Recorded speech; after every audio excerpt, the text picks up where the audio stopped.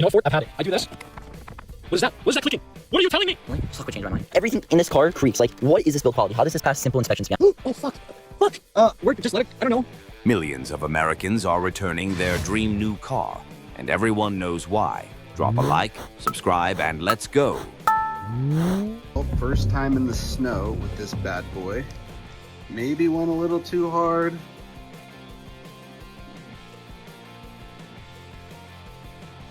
That can't be good. Watching a driver instantly regret pushing their extremely expensive modern truck, even slightly hard, highlights the severe fragility of current manufacturing. Hey, what's this oil pan made out of? Aluminum? No, we need to make that plastic. You guys like V8 engines? Good to know. We're gonna take this half-ton truck and cram a turboed 4-cylinder in it. It's gonna take a shit every 17,000 miles. No, oil pan needs to be plastic, valve covers need to be plastic. Fucking, you guys ever do anything with plastic suspension pieces? Yeah, let's make that happen. Fuck it, make the engine plastic. Rear view mirrors are too simple. We're gonna take this fucking giant iPad and we're gonna put it where the rear view mirror would normally go, right? And every time you look at it wrong, it's gonna malfunction. We're gonna make the fucking body plastic, the windows plastic, everything's gonna be fucking plastic. Plastic drain plugs, plastic bolts, every goddamn thing's gotta be plastic. Why did you guys make this easy to work on? Okay, I love the thought process, but we're gonna scratch that. Fucking plastic tires, plastic fucking mirrors. You guys don't like the twin turbo 4-cylinders? What about 3 turbos? Automakers aggressively mocked mechanics by replacing indestructible metal bolts and drain plugs with brittle plastic trash that permanently strips on the first oil change. My favorite part about the new Volvo XC90 is that if you don't log in, you start your car and you just have to click not now, not now, then not now, not now, not now, not now, not now, not now. There. Now we can drive. We are paying premium luxury prices to be spammed with mandatory login prompts on our center consoles like a cheap, ad-supported mobile game. Bro, does anyone want to come along and explain to me why I'm at a gas station filling up gas? I come back in my car, and for some reason, it wanted to freaking update. Without even letting me know, it just wanted to update. I've been here for around 5 minutes, and it still says 10 more minutes remaining. I can't even turn on my car. And now I'm stuck with people behind me and shit. Because it decided to update all on its own. And to add to that, it's 91 degrees and my AC isn't on. And I can't even unlock my door because it says my locks are not working. Like, bro, what? Taking away manual door locks and climate control overrides leaves the driver completely helpless when the digital ecosystem inevitably crashes. They try to force us to integrate technology into every aspect of our lives, to include our vehicles so that they can monitor us and the way that we drive. The more analog I want to go. Modern convenience is a privacy trap. And I'm absolutely here for it. I'm ready for it as a Gen Xer. Take me back. Let's go. We just don't need your nonsense. No, thank you. The more automakers try to forcibly integrate intrusive tracking technology into every single vehicle, the more I desperately want to return to pure analog machines.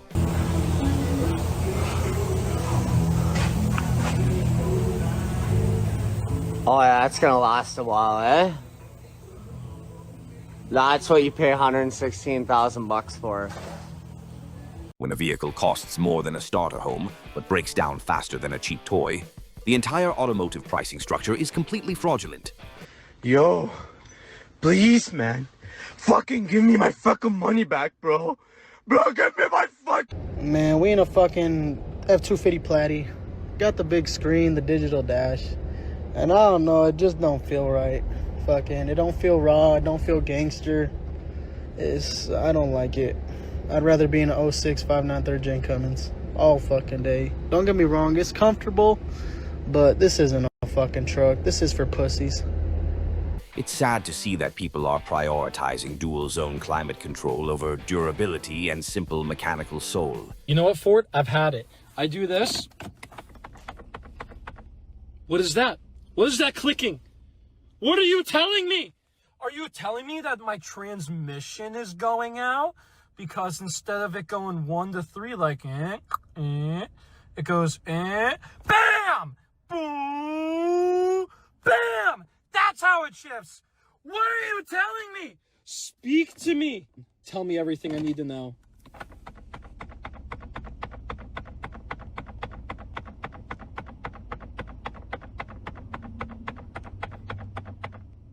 I don't know what that means. Owners are pleading with their vehicles to explain these terrifying mechanical noises because dealerships consistently refuse to acknowledge catastrophic transmission flaws. I think we've officially reached the end of the road of having new cars worth buying here in America. Why? Because starting with the 2027 model year cars hitting dealership lots in the next couple months, you're getting mandated in-car surveillance systems. The American government has officially decided that new vehicles must feature cameras and sensors that monitor your behavior behind the wheel. And between this and manufacturers more commonly trying to rent you back features on a car you already paid for through subscriptions, I don't see how buying a new car makes sense anymore. Automakers have completely stopped selling the open road. They are now solely in the business of harvesting driver data and policing human behavior. Generation Toyota Tacomas are not holding value like the old ones are. This is a 2020 Tacoma SR with 26,000 miles, $28,000. And now here's a 4-year-old Toyota Tacoma, 17,000 miles, $34,000. Just because it's newer does not mean it's better. And the funniest part to me is this new 4-cylinder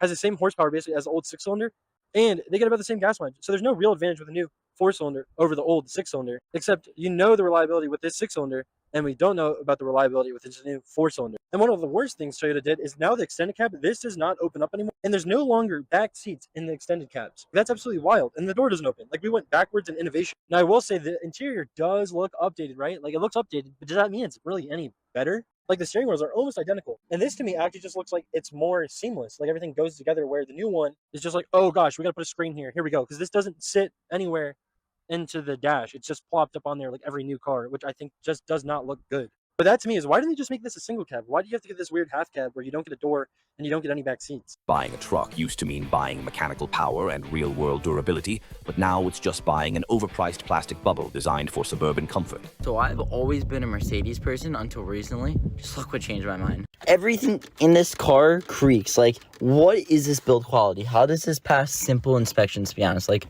they aggressively cut manufacturing costs on critical interior touchpoints, entirely destroying the vault-like solidity that German cars were once famous for. Bro, you got a new Jeep. Is it powerful? No.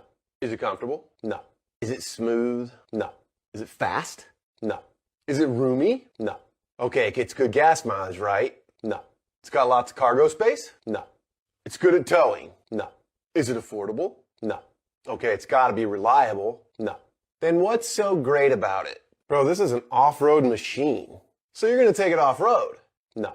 Defending a vehicle that lacks power, interior room, towing capacity, and basic comfort simply because it looks aggressively rugged is ultimate consumer brainwashing. Hurricane experiment already a huge failure. Ram really flopped with the new 6-cylinder Hurricane motors in these half-ton pickup trucks.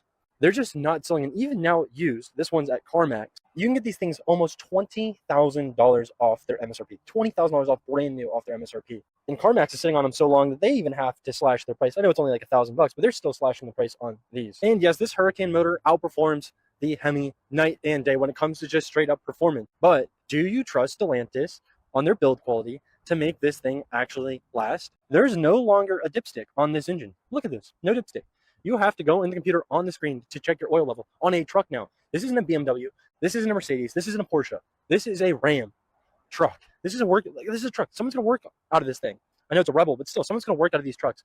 And you don't even have a dipstick to check the oil. You got to rely on Stellantis quality for that computer to tell you how much oil is in it. And if you join one of the forums, you'll see all the time all the issues these things have been having. It's great on paper, but in reality, these things just aren't what they're supposed to be. Imagine not having a basic physical dipstick to check the oil on a brand new work truck. Relying on Stellantis sensors for crucial maintenance is an absolute nightmare. All right, so I'm on a test drive with these guys, and the car broke down on the side of the highway. Here we are in this 2022 Escalade with 48,000 miles on it, taking up the entire highway.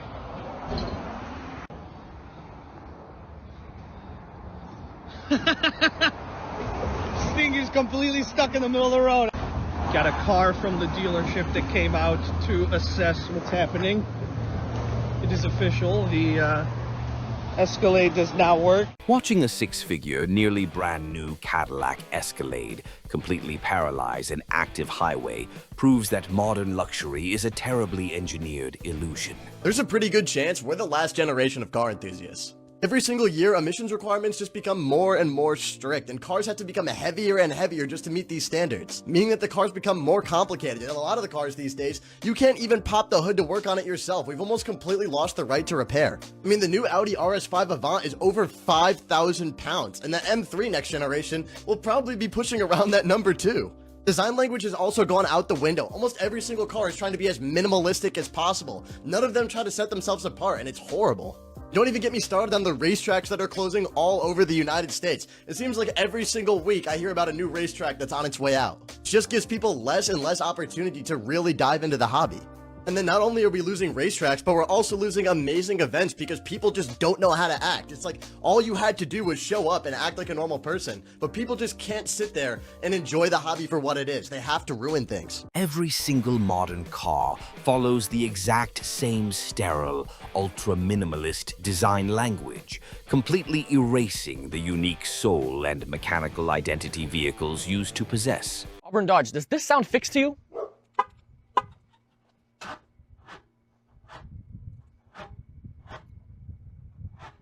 I originally came to this dealership for that issue because I went on a camping trip and I tried starting my truck and it wouldn't start. Then I showed him a video of the starter smoking. You can see from under here.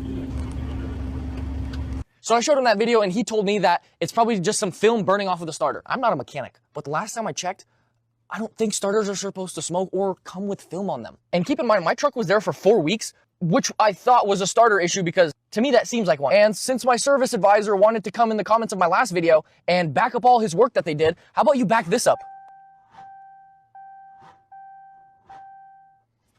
Pretty sad. So once they figured that loose ground wire that took them 4 weeks to solve, and apparently the manager found it and not the area tech that came to them after 4 weeks. Did you say found it? Someone from the factory came? One of our area tech advisors. Actually, I ended up finding it. We had a deal. It was This either is how I pay you for lose a the lifetime 6 customer. hours of diag, why you need diag for something you didn't fix. And then the second thing was, or I pay for the Tacoma, the loaner vehicle. And then the service manager started denying the deal we had. That was our deal. Either you cover this. Right, and this was covered. No, you didn't cover it. That doesn't matter. It was yes, it certainly does matter. It was covered at the end of the day, wasn't it? You guys got your $600. No, I said you.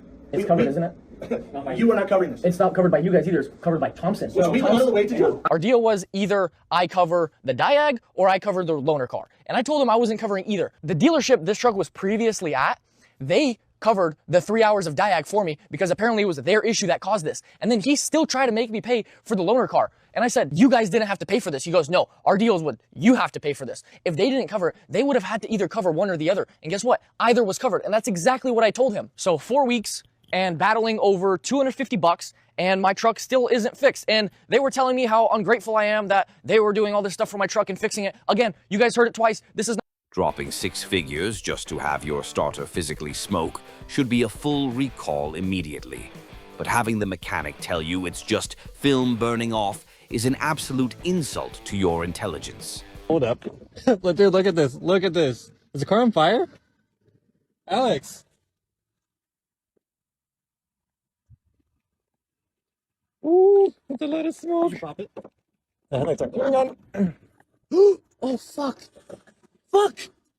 We're just let it, I don't know. Are you serious? Should I call 911? We are seeing incredibly expensive vehicles act like cheap, disposable electronics, posing a literal threat to the lives of the people who bought them. I'm going to show you how bad repos are getting and how new these vehicles are that are getting repossessed by the banks and being sold at the auction. Look at this. All these are repos, all brand new cars. You got Chargers, Scat Packs, Mercedes, Genesis, Range Rovers, Range Rover trucks, Teslas. Man, they should have repoed this. This ain't no Scat Pack. Look at that. The Savini's wheel with the, it's a regular Charger, man. And guys, these aren't, 2010, 2012. These are 2019, 2020s and up that are getting repoed. People are barely had these cars for a year, maybe less, maybe more, and the banks are picking them up and selling them at the auctions for a fraction of what they bought it for. Show you how cooked the car market is with all these high interest loans, people bailing out of their auto loans because they can't even afford it. But seriously, if you don't want to end up trying to pay the difference on a vehicle that you've bought at such a high price with a high interest rate, take your time to educate yourself and make sure you budget correctly. And as far as the car market goes, we're in trouble because all of these are repos. Dealerships aggressively pushed $80,000 vehicles onto average earners, creating a massive repo bubble that is currently collapsing the entire secondary market. I think the era of the subscription model is already wearing thin on people. I talked with someone yesterday who said they bought a 97 Toyota Land Cruiser because they'd rather have that than whatever it is car companies are churning out today. I also heard from someone who said they bought a CD player. They'd rather use that instead. You remember the Walkman? And then I saw an article about, old game consoles surging. People want to get those again. A PlayStation 2, a PlayStation, a Nintendo 64. And I look at the world around us and I think it's a combination of things. Like, we're tired of getting nickeled and dimed just to use stuff. And maybe we're tired of being online all the time. And then, of course, there's this idea that there's nostalgia there. There's some sense of comfort in going back.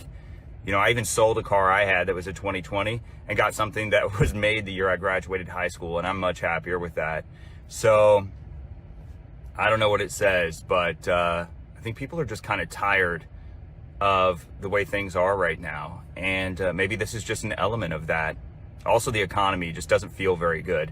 Every day, layoff, layoff, layoff, layoff. Who wants to keep paying subscription fees when you could be laid off tomorrow?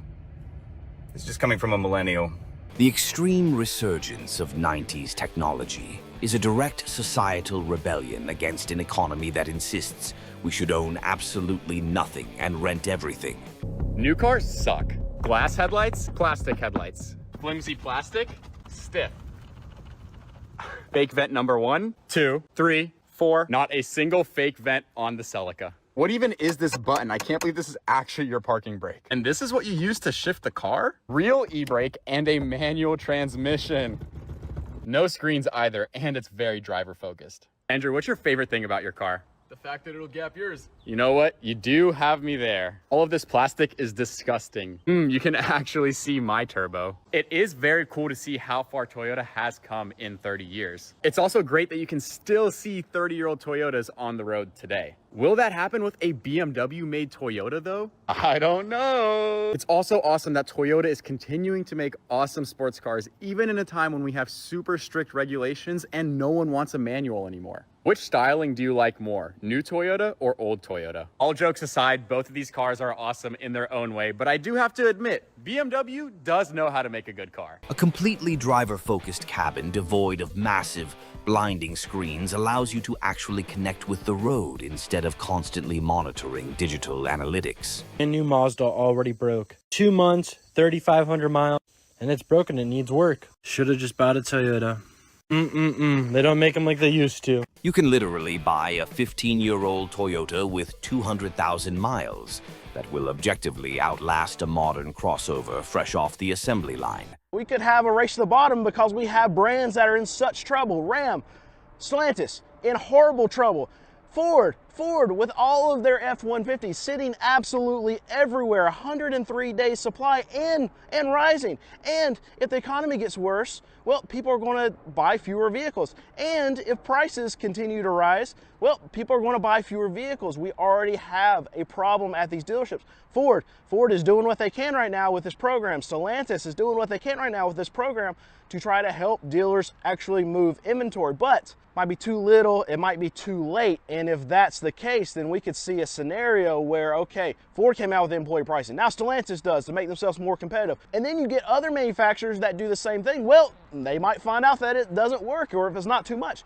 Then Ford comes out and say, well, you know what? Every one of our F-150s, we're going to lower them by $15,000. Then you have Stellantis come out and say, well, every Ram truck, we'll lower by $18,000. And then you can have this major race to the bottom because manufacturers are having a hard time moving these trucks because the economy is slowing. And when the economy is slowing, I can guarantee you that these $60,000, $70,000, $80,000 F-150s are not going to move any better than they're moving right now. And right now, we already have a major problem. Consumers have officially hit their absolute breaking point. No amount of aggressive dealership incentives will convince them to finance heavily depreciating luxury trucks anymore.